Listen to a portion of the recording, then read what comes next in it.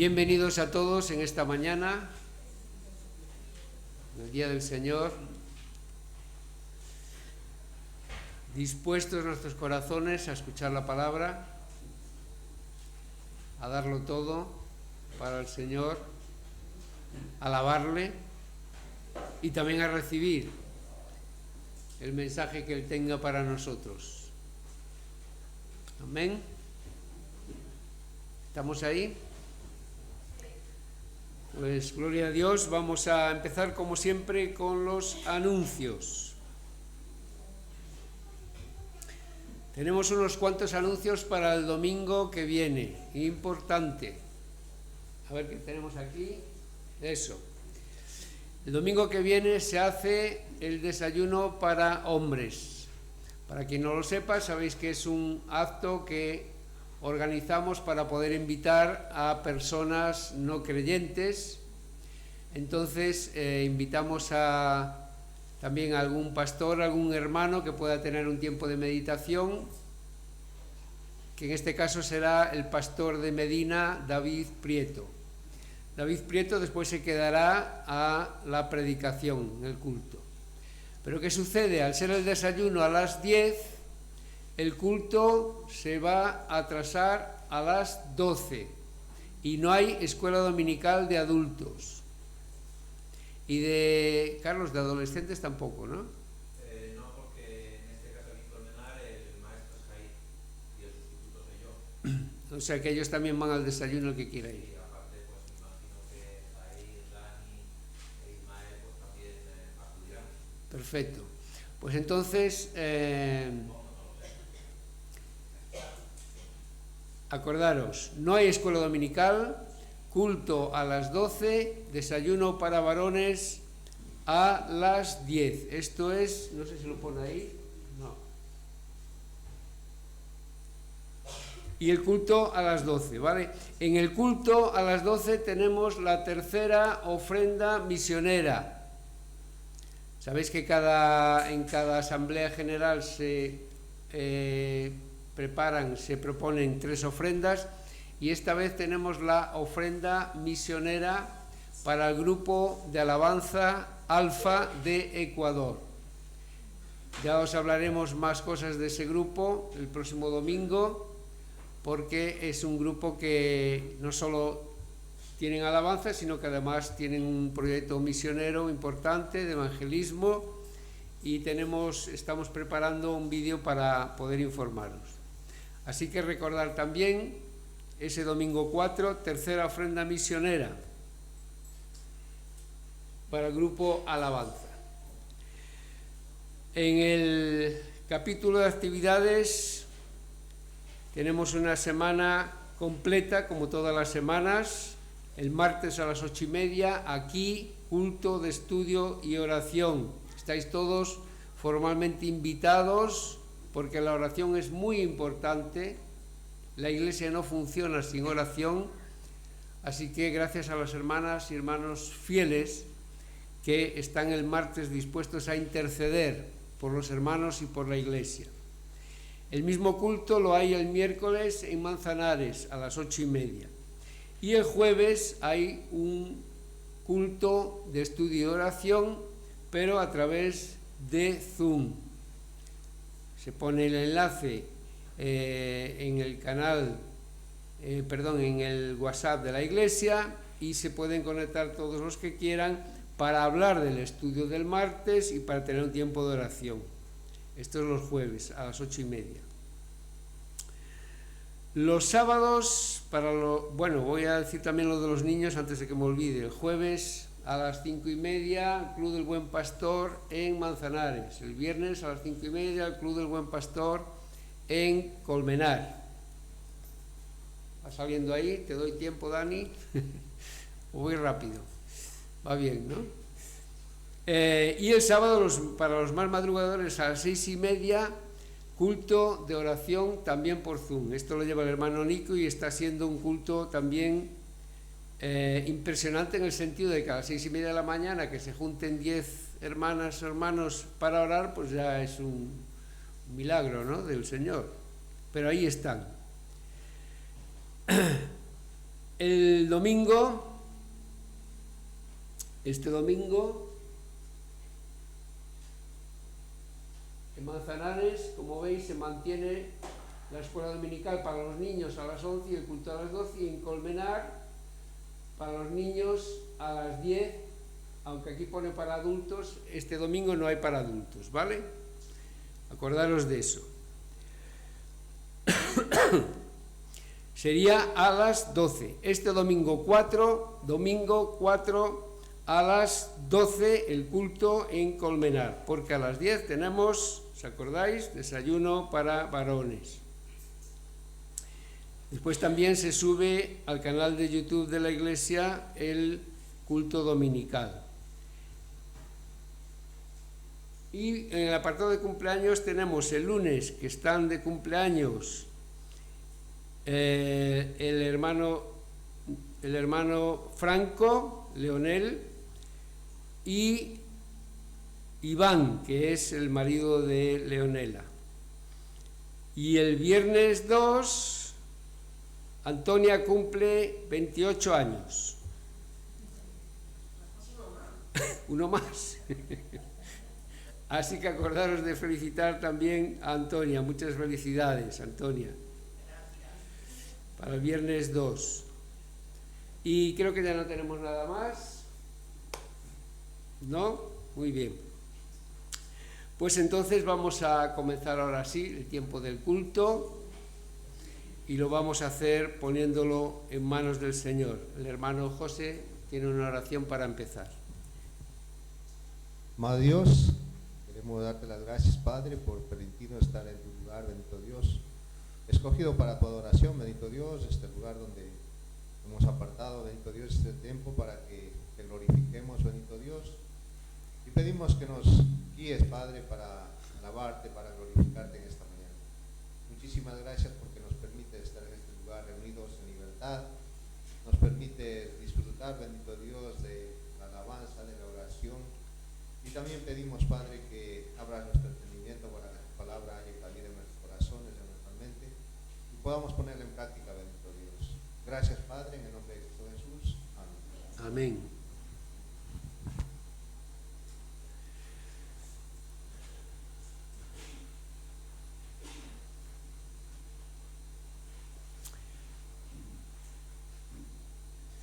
Siempre hay debate sobre Dios, ¿no? Y siempre surge la pregunta, ¿Dios existe o no existe? Ese debate lo vamos a tener en la calle siempre, ¿no?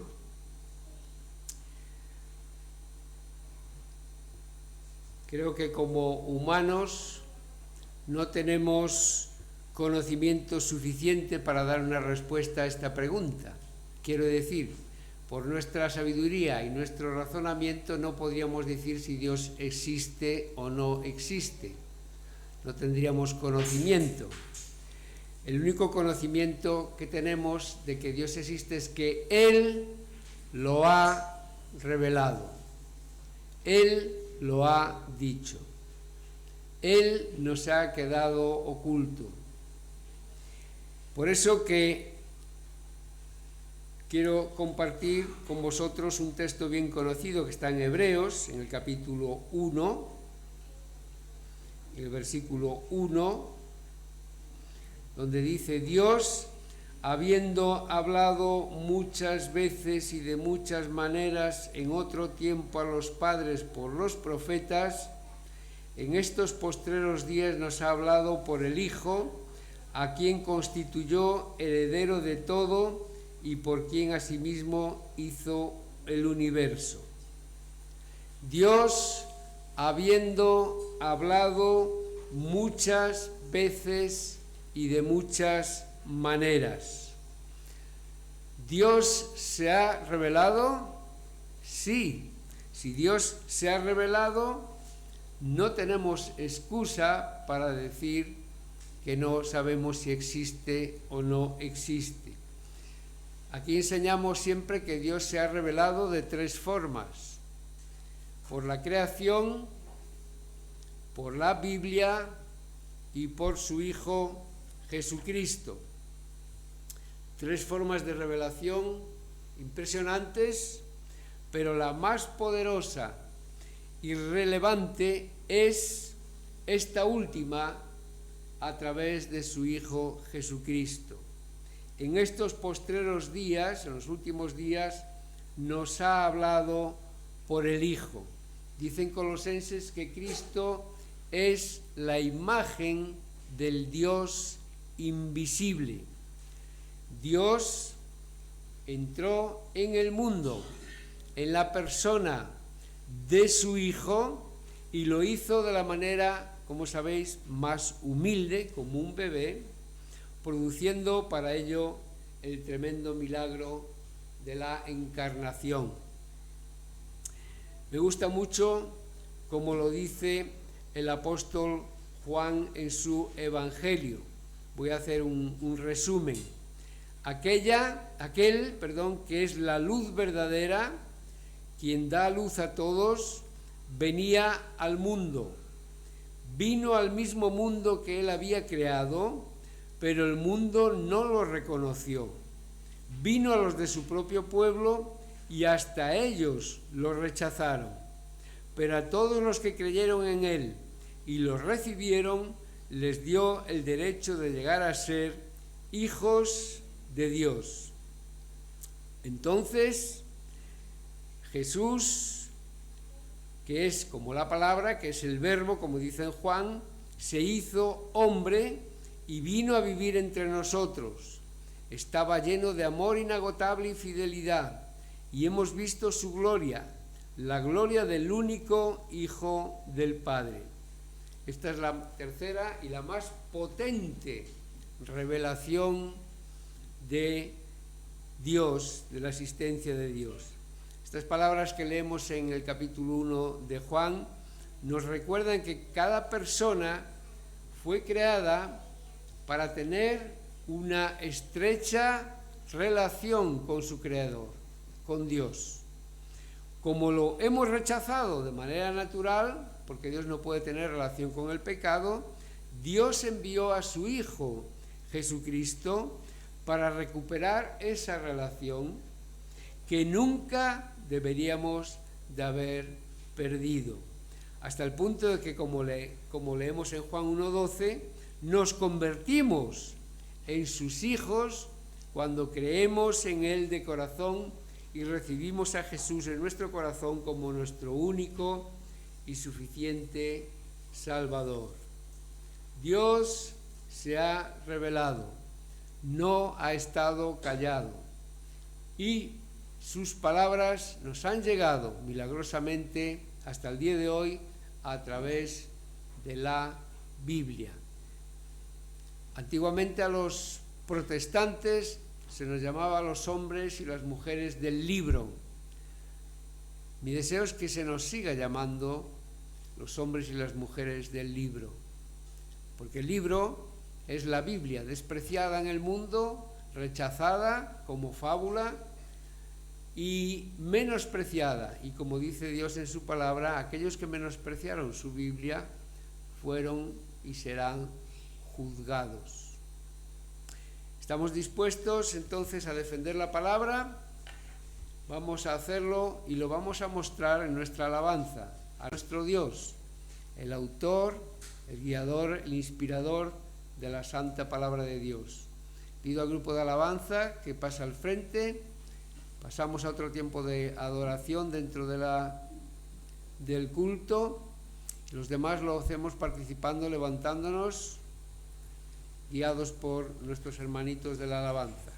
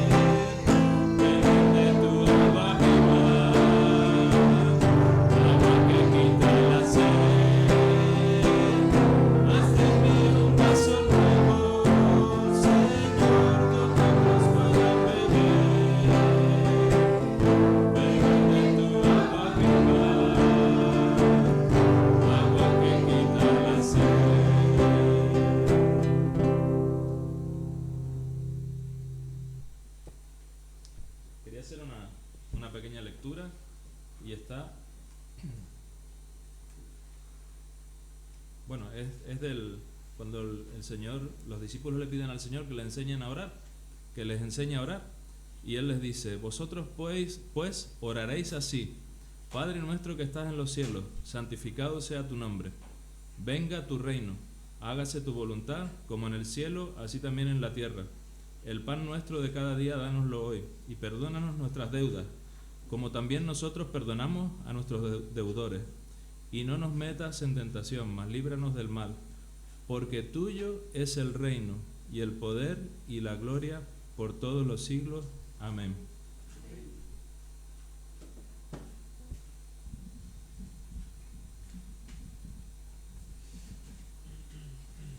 Y esta canción termina precisamente con ese reconocimiento, ¿no?, de que el Señor es el único que debe recibir toda la gloria, toda la honra que nosotros podemos dar de toda nuestra vida.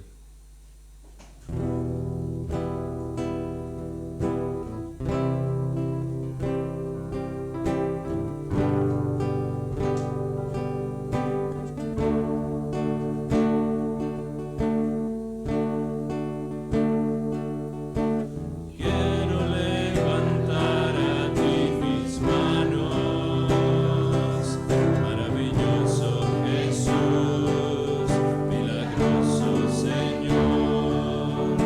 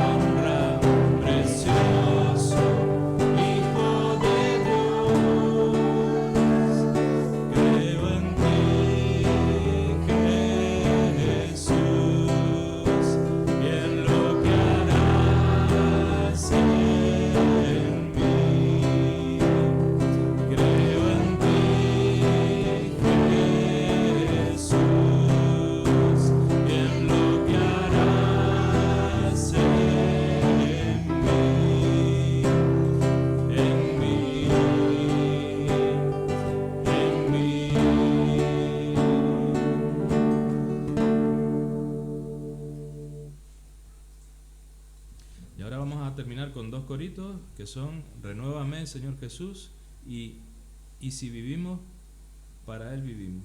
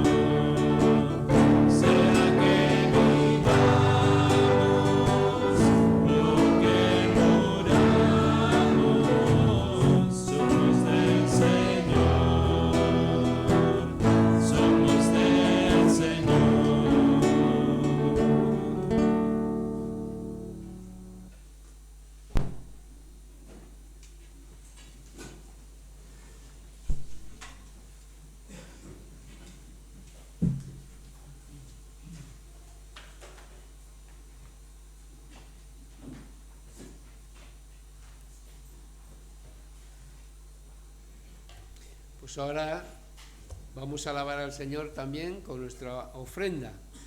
Así que las hermanitas, por favor, que van a pasar la ofrenda.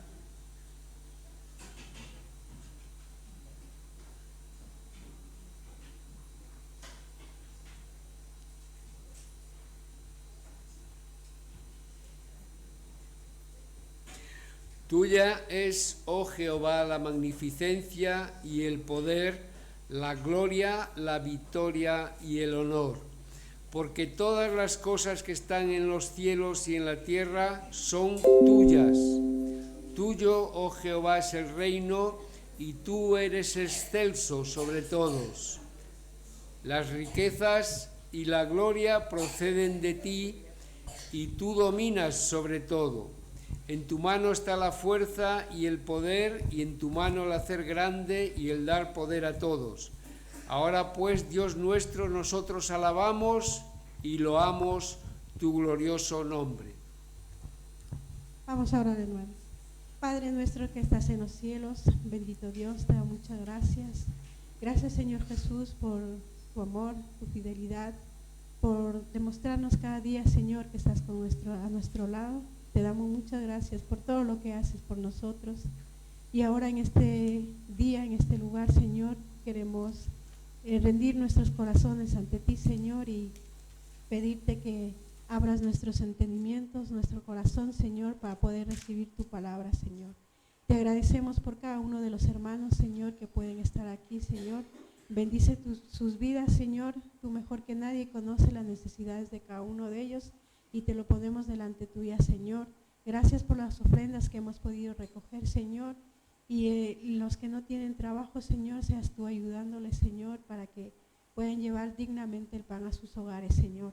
Bendice a los hermanos que dirigen esta ofrenda, Señor, que sea tomando el control de cada uno de ellos, Señor, y que los puedan administrar de la mejor manera. Te damos muchas gracias, Señor, en nombre de Cristo Jesús. Amén. Amén.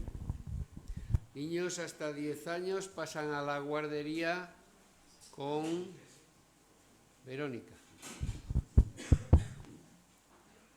Y los demás abrimos o encendemos nuestras Biblias en Primera de Juan, capítulo 3.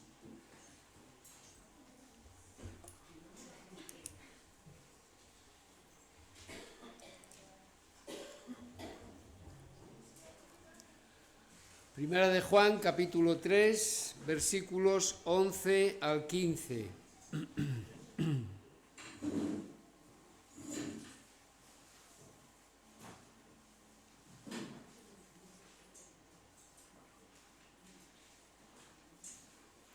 Primera de Juan, capítulo 3, versículos 11 al 15. Dice así la palabra de Dios. Porque este es el mensaje que habéis oído desde el principio, que nos amemos unos a otros, no como Caín, que era del maligno y mató a su hermano. ¿Y por qué causa le mató? Porque sus obras eran malas y las de su hermano justas. Hermanos míos, no os extrañéis si el mundo os aborrece. Nosotros sabemos que hemos pasado de muerte a vida en que amamos a los hermanos. El que no ama a su hermano permanece en muerte. Todo aquel que aborrece a su hermano es homicida, y sabéis que ningún homicida tiene vida eterna permanente en él. Amén. Hasta aquí la lectura de la palabra. Tiene la predicación esta mañana nuestro hermano Carlos.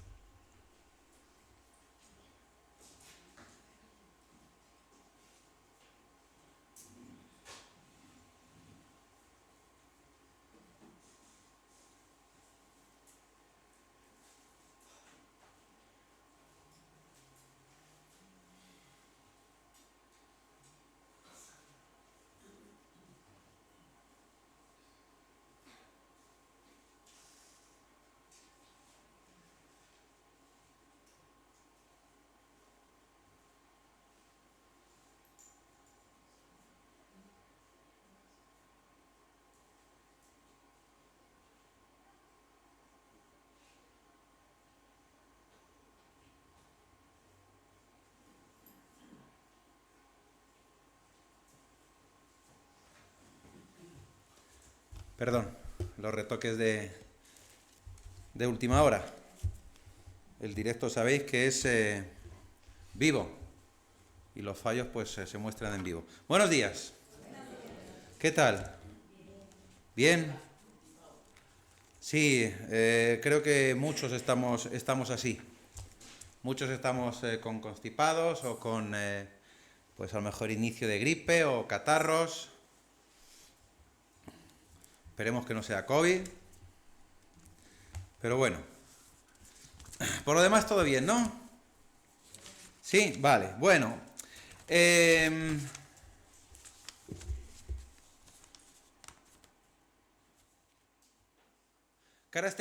Características que definen a una persona. Todos, y espero que nadie se sienta ofendido, pero todos más o menos cuando vemos a una persona podemos intuir de qué lugar del mundo viene. Digo, podemos intuir, ¿vale? Si yo preguntara a algunos que no saben de dónde vengo y les pregunto de dónde vengo, pues a lo mejor muchos dirán, pues tú eres de España. Pues no soy español. Por eso digo el intuir. Pero más o menos porque hay unas características, ¿verdad? Sabemos que alguien es, por ejemplo, de África por el color de la piel. Sabemos que alguien es de Asia, de Asia estoy hablando de China, Japón, Vietnam, todo eso de ahí, por ahí Corea, por cómo tienen los ojos, ¿verdad? Y sabemos cómo, pues, podemos saber cómo es, pues eso, de dónde viene la gente por algunas de sus características, ¿vale? Por ejemplo, ¿eso qué es? ¿Por qué?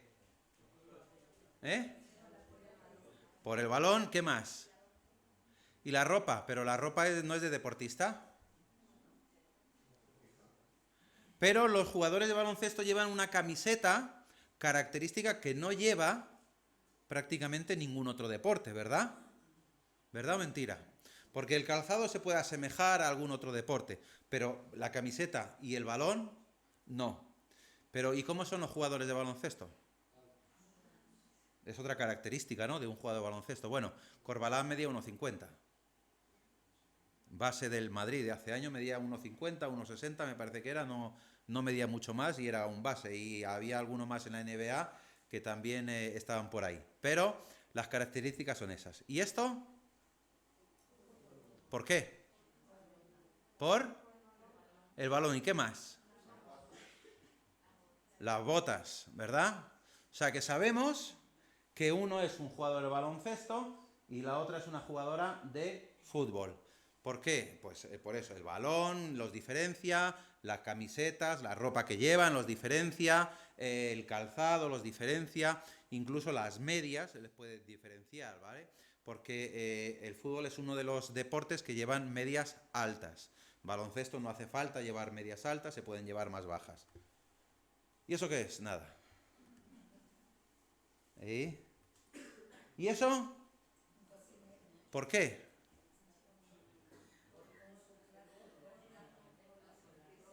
Porque está feliz, ¿no?, de hacer comida. Eso es lo mejor, ¿verdad? No, pero podemos diferenciar. Esto es un cocinero porque lleva su gorro de chef, lleva su vestido de chef, su traje de chef y demás. ¿Y eso? Policías. Ahí no llevan arma. Pero se intuye, ¿no? No se ve. Pero se ven las esposas, se ve la porra. Si estuviera aquí Jair vestido completamente de policía, veríais todo lo que lleva en la cintura y aunque no llevara la camisa de policía diréis, ese es policía, porque hay cosas que caracterizan a diferentes profesiones. ¿Y eso? Aparte de un día de lluvia, un hombre y una mujer, ¿verdad? Se caracterizan los diferenciamos por cómo van vestidos. Pero ¿sabríamos decir en qué trabajan? ¿Por qué? ¿Sabríamos decir si son de color, si no son de color? Porque no lo vemos, ¿verdad? Y eso, otro montón de gente. Vale, de ahí, ¿alguien me podría decir si hay alguno que es creyente? ¿Por qué no?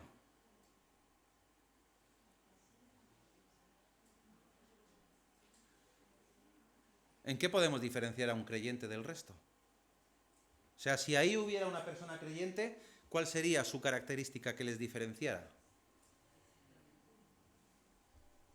¿Cuál sería? Supuestamente, o lo que tenemos por costumbre es que llevaría una Biblia en la mano, supuestamente. Pero ¿y si no la lleva? ¿Sabríamos diferenciarlos? No, yo digo ahí. Ahí no. Vale. Ahora yo hago una pregunta. ¿Sabrían diferenciarnos a nosotros como creyentes entre un montón de gente? Cuidado con la afirmación que hacemos, ¿eh? Cuidado. ¿Sabrían diferenciarnos? ¿De verdad y cuáles son sus características? Oh, no, ese es cristiano. Ese no es un creyente. No, se me ha colado. Vamos a ver lo que es un creyente, un cristiano, un seguidor de Cristo de verdad. Y vamos a ver cuáles son las características. Porque un creyente tiene que tener unas características. No físicas. No nos equivoquemos, ¿vale? Un creyente no es rubio. No mide 1,80. No es de complexión fuerte. No lleva un traje específico. Sí que podríamos diferenciar a un cura, ¿verdad?, del resto. ¿Por qué? Porque lleva el traje, si no lleva el alzacuellos para diferenciarlo, ¿vale? Los curas, aunque últimamente ya no visten con sotana, visten con pantalón y con camisa, pero tienen que llevar el alzacuellos, la tirilla esta que está aquí, ¿vale? Porque hay mucha gente que viste como ellos, que visten de negro, que visten de gris, como se viste. Entonces, para diferenciarlos eso. Ahora, las características de un creyente no tienen nada que ver con lo físico. De hecho, cuando leemos, cuando Juan nos recuerda que somos hijos de Dios y que ser hijos de Dios y pertenecer a la familia de Dios conlleva unas características, lo que nos dice es que una de ellas es obedecer a Dios. Lo que nos dice es que una de ellas es tener comunión con Dios. Lo que nos dice es que una de ellas, si leemos en el capítulo 3, porque este es el mensaje que habéis oído desde el principio, que nos amemos los unos a los otros. Y no son características físicas. Son características que tienen que salir de dentro de nosotros. Pero que se tienen que demostrar en el exterior nuestro. Un creyente no vale, y os lo digo en serio, no vale que venga el domingo, se siente aquí, se marche, vuelva el martes, se sienta aquí, se marche, vuelva el miércoles, se vaya a Manzanares al culto, se siente, se marche, vuelva el jueves, se conecte a Zoom, luego se marche, el sábado se conecte a la reunión de oración por la mañana y luego se marche, el viernes aquí en Colmenar venga al Club de los Niños, se siente, esté aquí y se marche, y luego su vida no diga nada de que es creyente. Eso no es un creyente. Eso no es un hijo de Dios. Eso es un calientasillas. Eso es uno que viene, se sienta y calienta la silla. Y el que viene detrás dice, uy, mira, qué calentita está la silla. Un creyente va mucho más allá que todo eso. Y Juan nos dice, precisamente, ¿qué es un creyente? ¿Qué características revelan a un creyente, a un seguidor de Cristo? Y una de ellas es, como digo, si somos hijos de Dios, hemos de obedecer y vivir como sus hijos. Mis hijas son hijas de Carlos y de Loli y de Carlos. Y para demostrarlo, tienen que vivir conforme a lo que les hemos enseñado, conforme a lo que les hemos educado. Podrán ser un poco más rebeldes o no, Pero la gente puede decir, mira, esas dos son hijas de Carlos por esto, y Loli, y esto, y además porque se parecen a Loli. Pero demuestran de quién son hijas. Porque si conocéis a los padres, conoceréis a los hijos. Y los hijos es el reflejo de lo que los padres enseñan. Por lo tanto, si nosotros decimos que somos hijos de Dios, por eso decía eso de la afirmación, si nosotros decimos que somos hijos de Dios, que somos cristianos, que somos creyentes, tenemos que demostrarlo. Y demostrarlo es obedecer a nuestro Padre. ¿Y quién es nuestro Padre? Dios. ¿Y qué es lo que nos dice Dios? Que nos amemos unos a otros. De hecho, el Señor Jesús, ¿cuál es el mandamiento nuevo que les da a sus discípulos? Un mandamiento nuevo os doy, que os améis, pero no de cualquier manera. ¿Cómo dice? Como yo os he amado. No me vale otra forma. Y dice, no hay mayor amor que este, que uno ponga la vida. No me vale otra forma. Y en otro pasaje dice, aprended de mí que soy manso y humilde de corazón. No me vale otra forma. Si sois mis seguidores, si decís que sois mis discípulos, tenéis que vivir conforme a aquello que afirmáis ser. Si yo soy un deportista de élite, tengo que vivir conforme a lo que digo que soy, ¿verdad?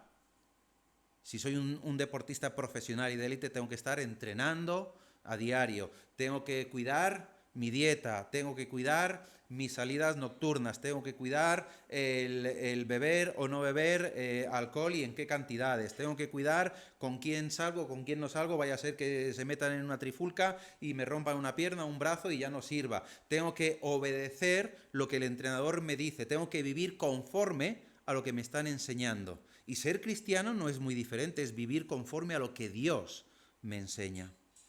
Y si esa es mi posición, lo que tengo que hacer encima es ser semejante a Cristo.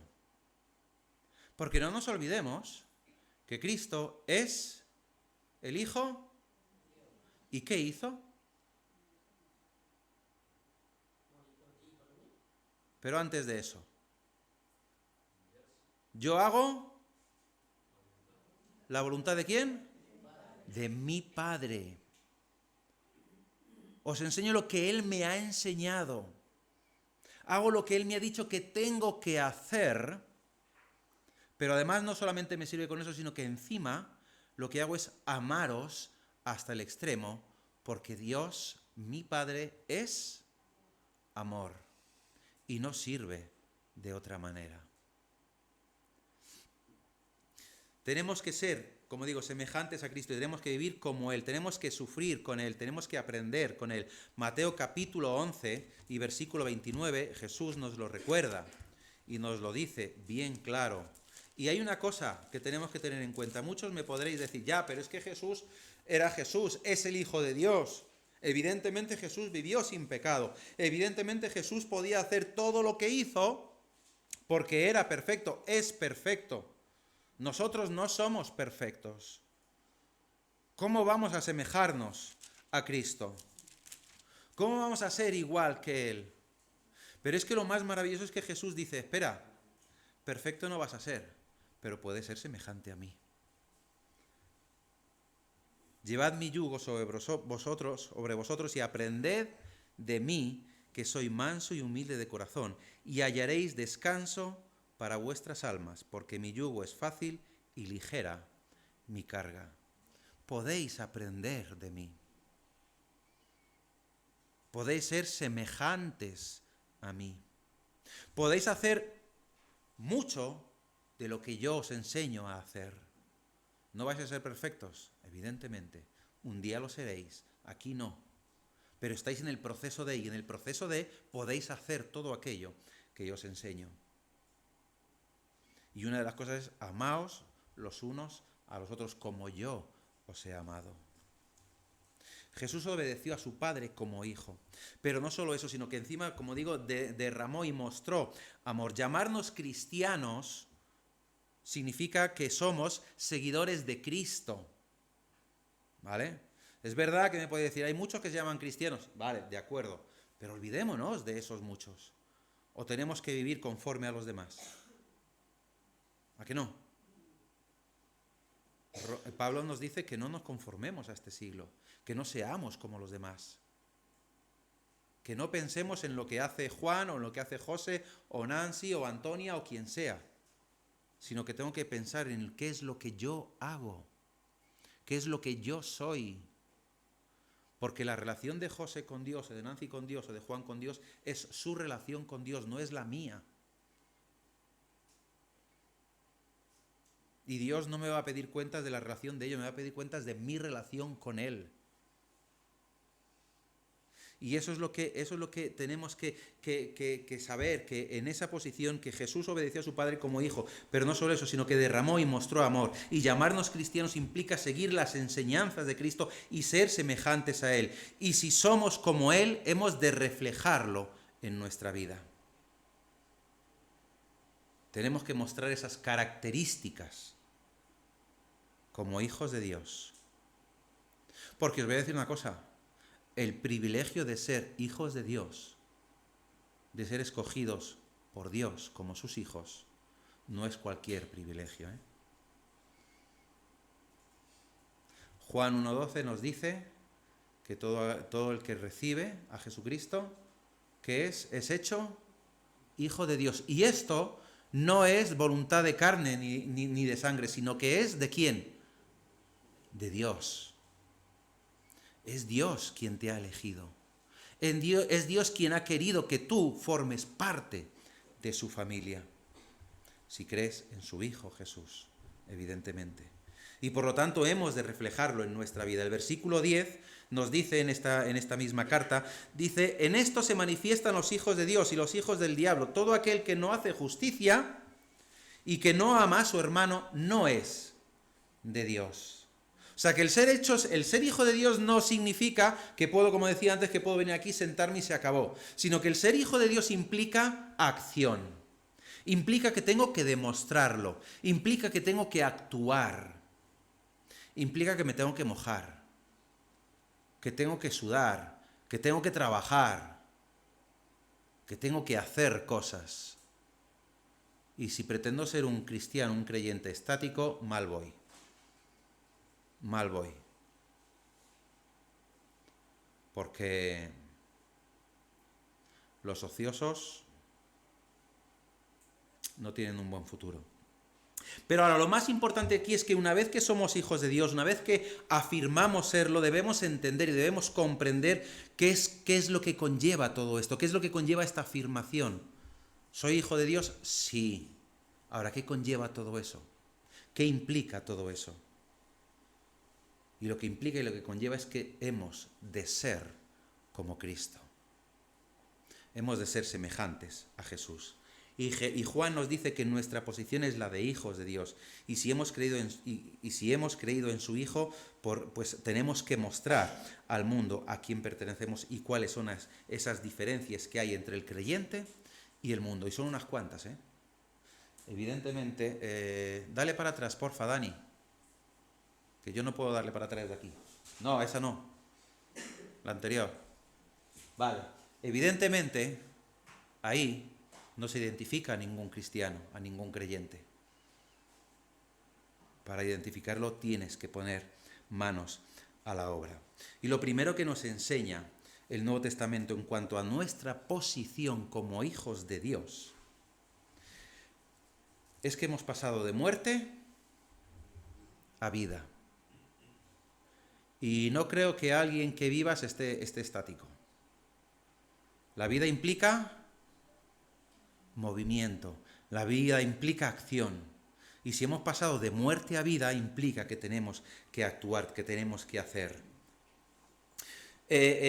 También lo que implica es que somos de Dios. Y esto tiene una implicación que no podemos imaginar muchas veces. Alcanzamos a atisbar, pero no podemos imaginar.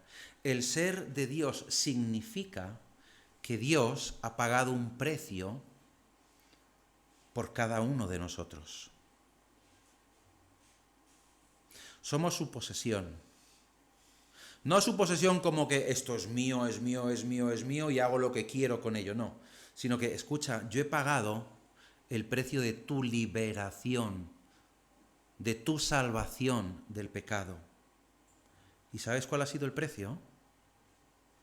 Mi Hijo, muriendo en la cruz, derramando toda su sangre, para que entre tú y yo no haya más pecado. Ese es el precio que he pagado por ti. Y no solo por ti, sino por miles de millones de personas en el mundo. Unos que han pasado, otros que estamos pasando y otros que pasarán. Pero no solamente eso, sino que es que yo envié a mi Hijo no solamente para que vosotros fuerais salvos, sino para que todo el mundo fuera salvo. Porque mi intención es que esa sangre derramada por mi Hijo cubriera el pecado de miles, de miles, de millones de personas. Evidentemente no todos han decidido, pero el Señor envió a su Hijo para salvar al mundo, completo, entero. Pasa que el mundo amó más a las tinieblas que a la luz. Y eso es lo que nos dice, Juan. Primero, que hemos pasado, lo que nos dice el Nuevo Testamento. Primero, que hemos pasado de muerte a vida. Segundo, que somos de Dios. Y tercero, que la vida eterna permanece en nosotros. Yo no sé si alguna vez, tampoco quiero entrar en debates, ni quiero entrar aquí en elucubraciones o en que nos estalle la cabeza, pero no sé si alguna vez habéis intentado tratar de entender el término eternidad. No quiero que lo hagáis, A mí una vez casi me estalla la cabeza, porque no somos capaces de entenderlo.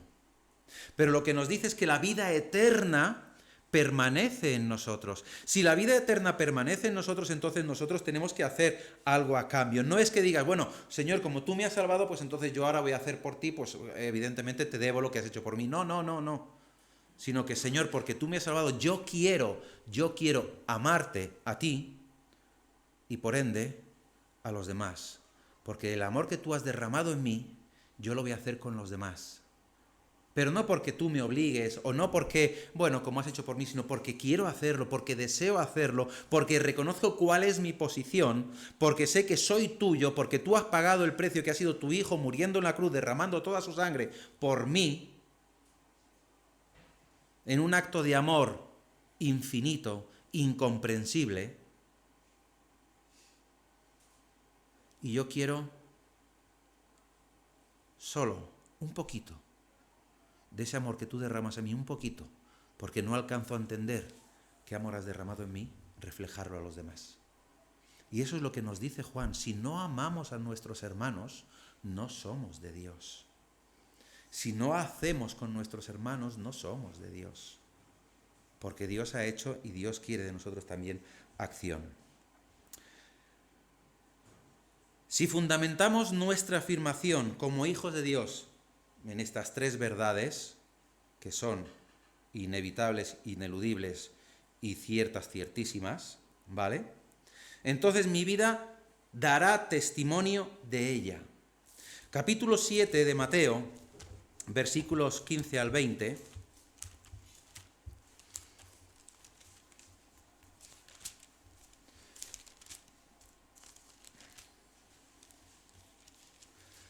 Nos dice, y esta mañana estábamos hablándolo también en la escuela dominical, pero nos dice: guardaos de los falsos maestros que vienen a vosotros con vestidos de ovejas, pero por dentro son lobos rapaces.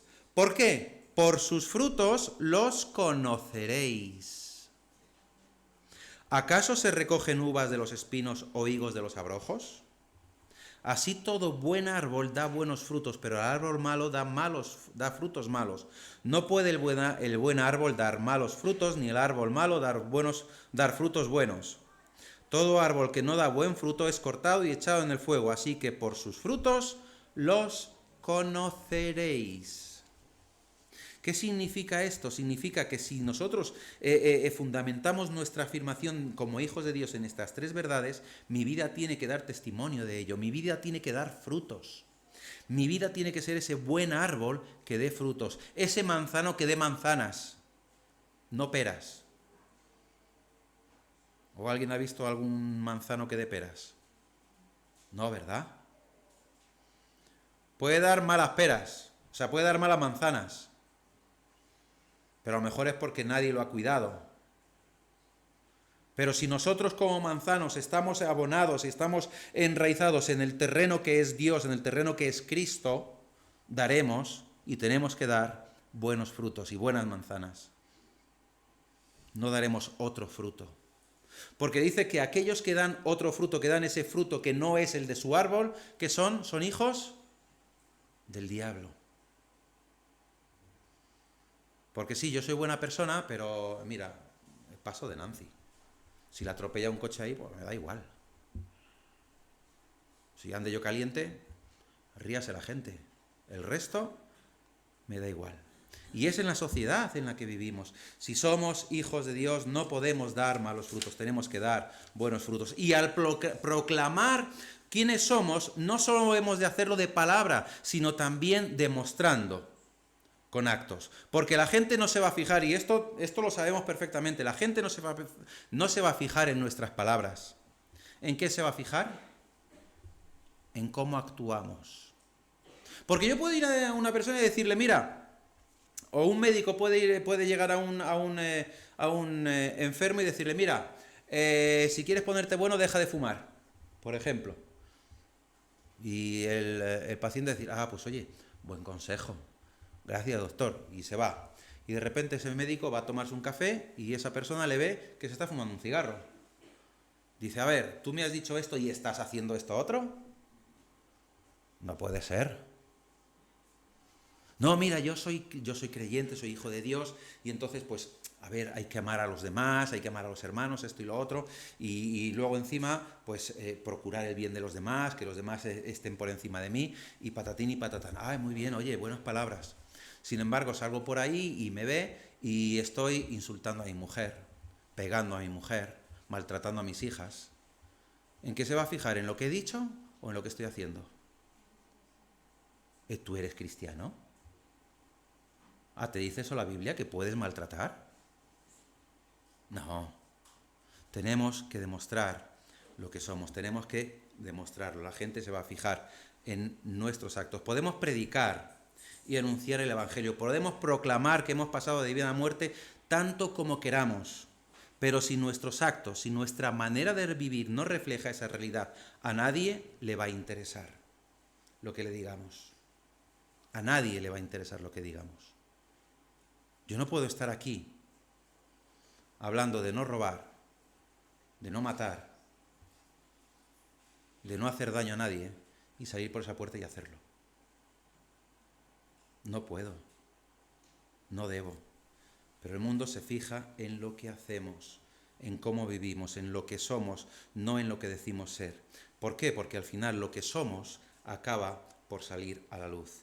Y una de las características del creyente, nos dice Juan, que es el amor a los hermanos. No es que seamos cristianos cuando amamos a los hermanos, cuidado, es que demostramos ser cristianos cuando amamos a los hermanos. No es que seamos creyentes cuando hacemos buenas obras, sino que demostramos ser creyentes cuando hacemos buenas obras. ¿Qué es lo que nos dice Santiago? Capítulo 2, versículos 14 al 18.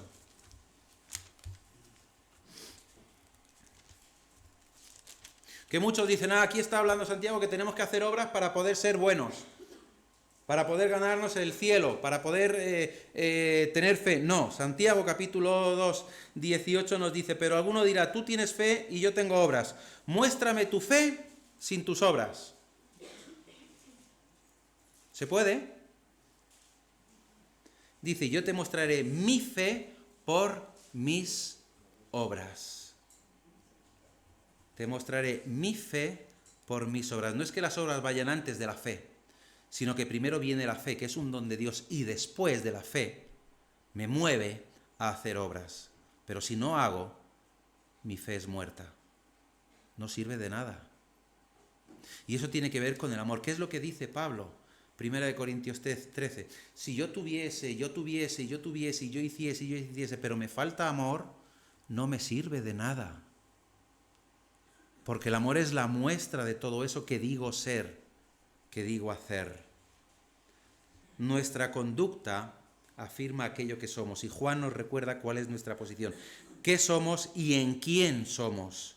Y su deseo es aumentar nuestro gozo. ¿Para qué? Para poder producir frutos, y frutos en condiciones. Si un árbol da buen fruto, lo que hay que hacer es cuidarlo, es abonarlo, y producirá más fruto. Y Juan es lo que está haciendo. Queridos hermanos, vosotros que decís que sois creyentes, que sois hijos de Dios, amaos los unos a los otros, amad a los hermanos, y veréis cómo ese abono de ese amor va a dar todavía más frutos. Pero no os quedéis estáticos. No os quedéis estáticos. Hemos pasado de muerte a vida. Y nuestra conducta afirma aquello que somos. Y Juan nos recuerda cuál es nuestra posición. ¿Dónde estamos? Que somos de Dios. Que hemos pasado de vida a muerte. Somos de Dios. Y como nos dice Juan, si somos de Dios debemos amar a nuestros hermanos. Esto implica acción. Esto implica... ¿Está en el puntero en su sitio, porfa? Sí, vale. Vale, sí. Uy, estoy dándole para atrás.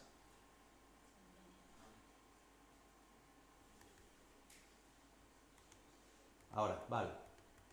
Esto implica características del creyente. Como luz, ¿qué tenemos que hacer? Alumbrar. Mateo 5, 14, 16. Vosotros sois la luz del mundo, y una luz no se esconde, ¿verdad? ¿A que no? Sino que se refleja. Todos los creyentes tenemos características que debemos mostrar al mundo.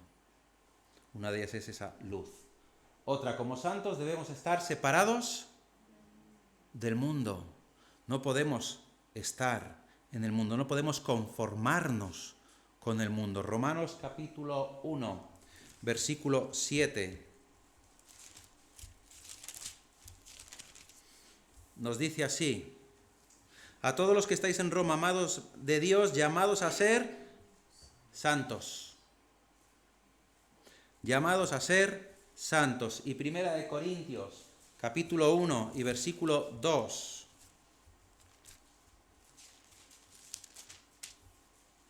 A la iglesia de Dios que está en Corinto, a los santificados en Cristo Jesús, llamados a ser santos con todos los que en cualquier lugar invocan el nombre de nuestro Señor Jesucristo, de ellos y nuestro.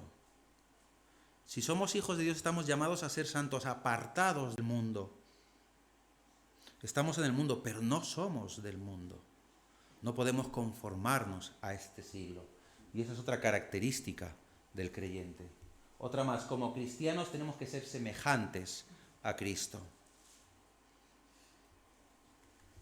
Otra más, como sal que somos, que dice el Señor que somos también la sal del mundo. Tenemos que dar sabor al mundo. Y dar sabor al mundo no es: Cristo te ama, eres pecador. No, sino ir con pasión, enseñando qué es lo que te han enseñado a ti, qué es lo que Cristo, qué es lo que Dios te ha enseñado y qué es lo que ha hecho en tu vida. Salar a los demás, dar sabor a los demás. Y como hijos tenemos que ser obedientes. Obedientes a un padre que quiere lo mejor para nosotros. ¿O qué padre de nosotros no quiere lo mejor para sus hijos? Esas son algunas características del creyente, hay muchas más. Podríamos estar aquí mucho más tiempo. El mundo no quiere a Dios, por lo tanto no ama todo lo que tiene que ver con Dios. No soporta al creyente no porque sea buena persona. Cuidado, porque hay muchas buenas personas. El mundo no soporta al creyente no porque sea buena persona, sino porque pertenece a Dios. Sino porque es de Dios. Vivimos en un mundo celoso, en un mundo que permanece en muerte, en un mundo que es egoísta, que está centrado en sí mismo. Y Juan nos da un tipo de mundo, que es Caín. ¿Cómo era Caín? ¿Por qué? ¿Dios le hizo malo? ¿A que no?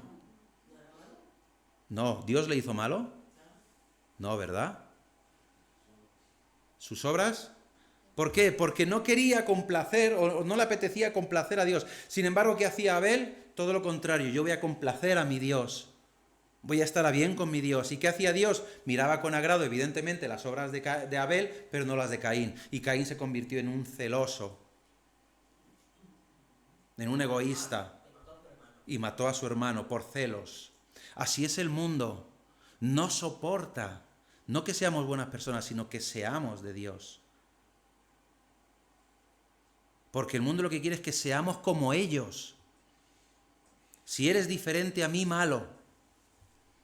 No porque seas buena persona, no, porque eres diferente. Hay algo en ti que no tengo yo. Y como yo no lo tengo, tú no puedes tenerlo. Por lo tanto, no quiero saber nada de ti.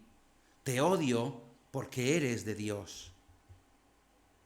No porque seas buena persona. Caín, como digo, es un tipo del mundo celoso, egoísta y demás. ¿Es nuestra vida así en algún momento?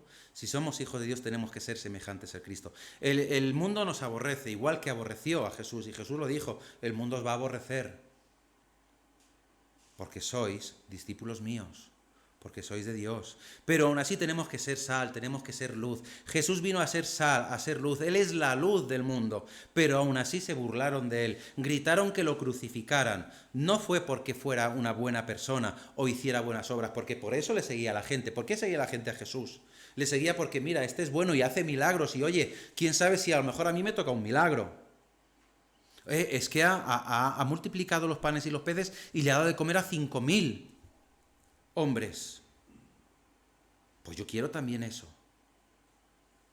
Sino que le crucificaron porque dijo ser el Hijo de Dios, pertenecer a Dios. Aborrecieron a Jesús por lo que era, el Hijo de Dios, pero él obedeció a su Padre. El fruto del creyente es el fruto que el Espíritu Santo da en el creyente. ¿Y cuál es ese?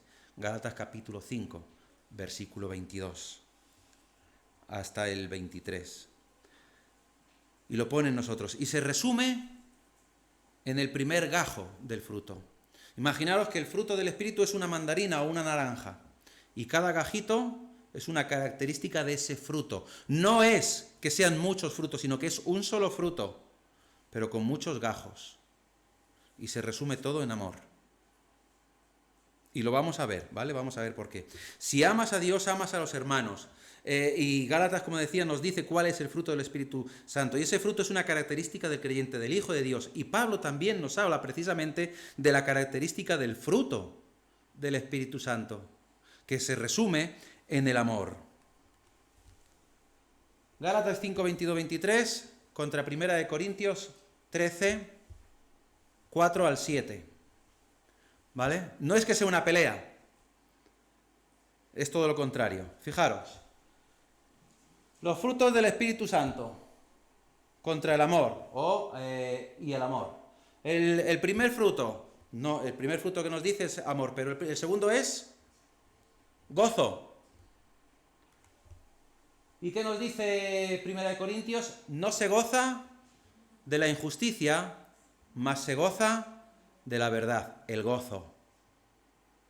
El amor, por tanto, es gozo. Seguimos. Tercera característica del fruto del Espíritu Santo. Paz. La primera, recordemos que es el amor, ¿vale? Paz. ¿Qué nos dice 1 Corintios 13 sobre esto? No guarda rencor. El que guarda rencor no está en paz.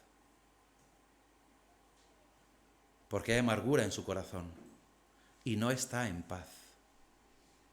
Por lo tanto, la paz no guarda rencor. Seguimos. Paciencia. Esto nos falta a muchos, ¿verdad? Pero es fruto del Espíritu, ¿eh? ¿Qué nos dice 1 Corintios? El amor es paciente. Todo lo espera. Todo lo espera. Todo lo espera. Seguimos. benignidad. ¿Y qué nos dice 1 Corintios 13? Que el amor es benigno, no tiene envidia, no se envanece. Seguimos. Bondad. Todos nos consideramos buenos, en cierta medida, ¿o no? Sí, ¿no? Más o menos. Pues hay que demostrarlo. ¿Qué nos dice 1 Corintios 13? Que el amor no busca lo suyo y que no hace nada indebido. Eso tiene que ver con la bondad. Fe. ¿Qué dice 1 Corintios 13? Que el amor todo lo espera, todo lo cree. ¿Tiene que ver con la fe? Sí, ¿verdad? Seguimos. Mansedumbre. Aprended de mí que soy manso y humilde. 1 Corintios 13. Todo lo sufre, todo lo soporta. Eso es el amor. Templanza. ¿Con qué tiene que ver la templanza? Dominio propio. No se irrita. Y eso tiene que ver con el dominio propio, ¿verdad? No es jactancioso. Tiene que ver con el dominio propio.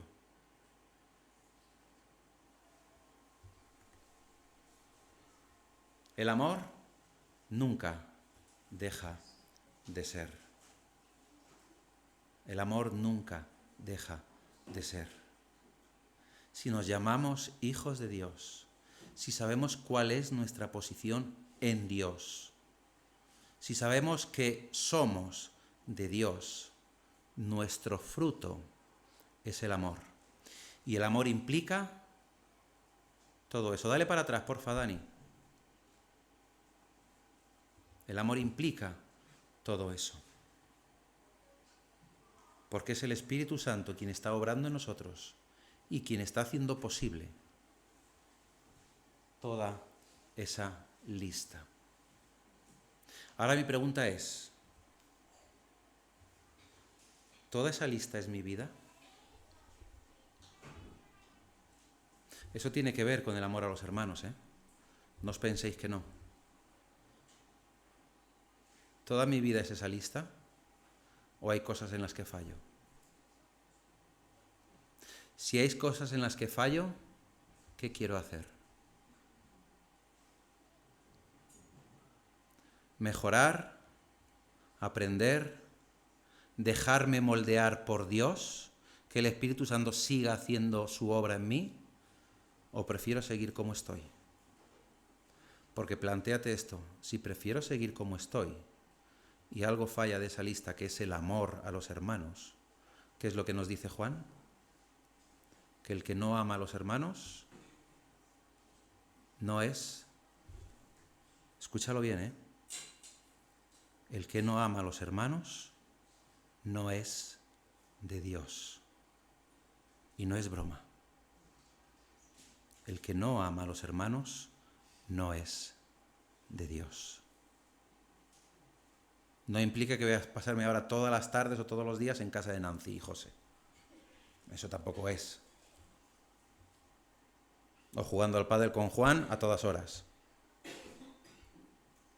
Pero implica que tengo que hacer cosas. Implica que tengo que amar a los hermanos. Porque Dios me ha amado a mí primero. Queridos y queridas, que el Señor nos ayude a poder poner en práctica, a poder saber y entender cuál es nuestra posición en Dios. Y que si afirmamos ser hijos de Dios, ser seguidores de Cristo, esa lista tiene que ser nuestro diario vivir. Señor y Padre, en esta mañana queremos darte muchas gracias por tu amor, por tu dedicación, por tu misericordia, por tu bondad hacia nosotros.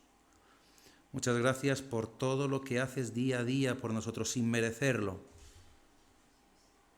porque derramas gracia sobre gracia en nosotros. Y es algo que muchas veces no logramos entender. ¿Por qué lo haces? ¿Por qué, aunque decidimos, no estábamos allí, pero decidimos crucificar a tu Hijo, nos sigues amando?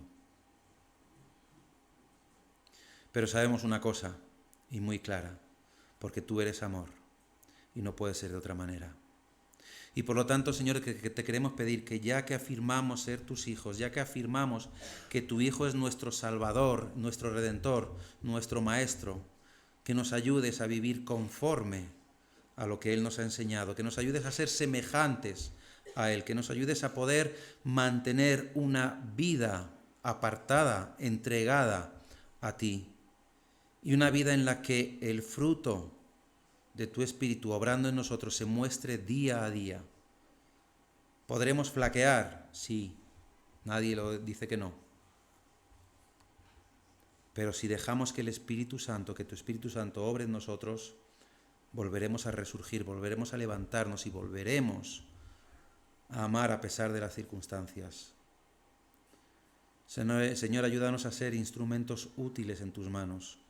Ayúdanos sobre todo a entender que nuestros hermanos, nuestras hermanas, son lo primero, son lo primordial, son lo principal para demostrar a los demás que somos tus hijos, que somos tuyos.